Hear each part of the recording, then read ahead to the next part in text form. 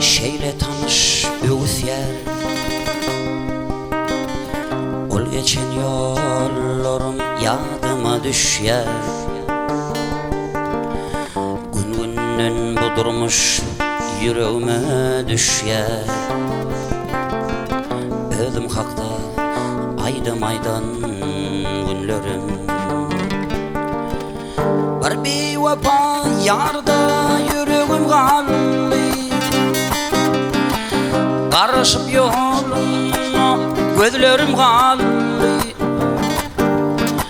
Şol kıydı için geçim bütün ovamdan. İl önümden ayrı düşen günlerim. Söylen olsan geçtiler canından. Geçtim benim söyüp dünya malımdan. Son bedenim dayanamaz alımdan. Öz işimden sapılan günlerim.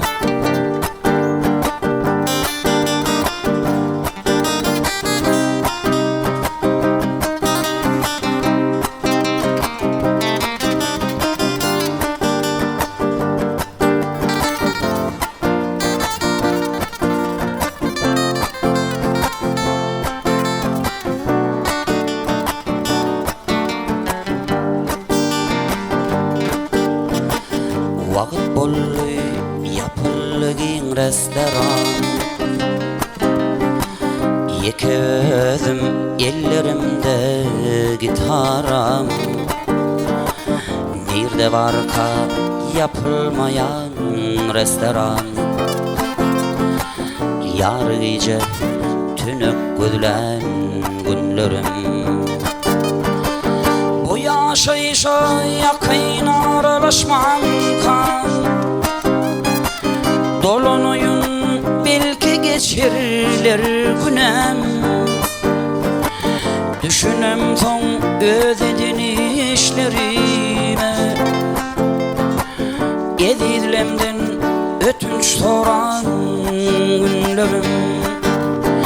Yaşan olup yarın hevas yok yönü. Şu dünyanın sevgisini özünü. İsleyişine göre durmuş yok ekin. Durmuşumdan yanıp yaşan günlerim. İsleyişine göre durmuş yok ekin. Durmuşumdan yanıp yaşan günlerim. Durmuşumdan yanıp yaşan günlerim.